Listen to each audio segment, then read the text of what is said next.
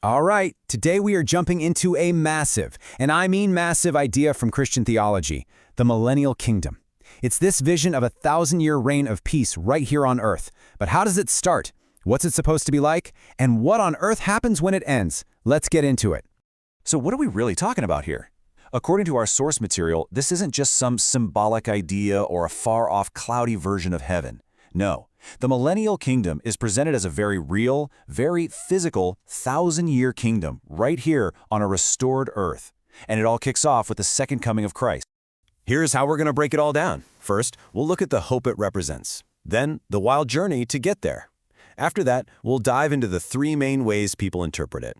Then we'll take a peek at what life is supposedly like inside the kingdom. And finally, what comes after it's all over. Okay, first up, the hope. The core idea here isn't just about going to heaven after you die.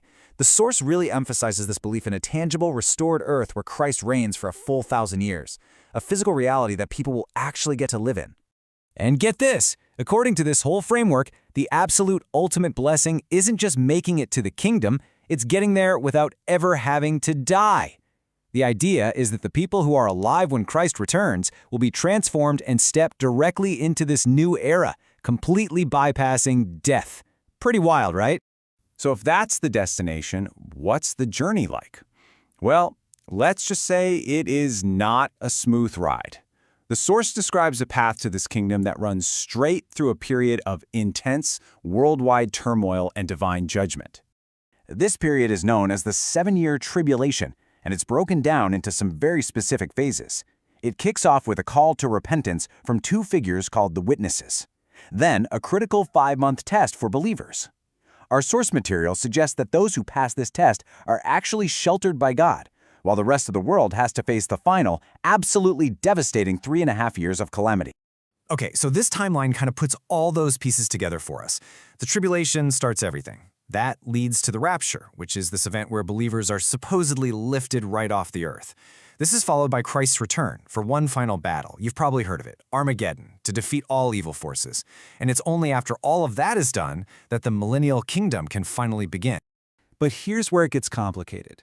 Not everyone reads this timeline the same way. This whole 1,000 years thing is one of the most hotly debated topics in this field, and the source points out 3 major schools of thought on what it all actually means.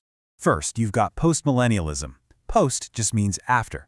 So think of this as the super optimistic view. It suggests that the world will get better and better through the influence of the church, eventually creating a golden age of peace. And then Christ returns after this amazing human-led millennium is already in place. Next up is amillennialism.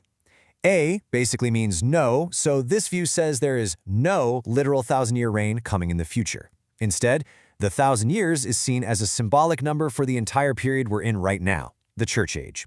The kingdom in this view is a spiritual thing happening in the hearts of believers, not a physical place to come. And finally, we have the view our source material really digs into, premillennialism. Pre, of course, means before. This is the idea that the world is not going to get better on its own. In fact, it's going to get worse, which means Christ has to return before the millennium to defeat evil and personally set up his 1,000-year kingdom on earth.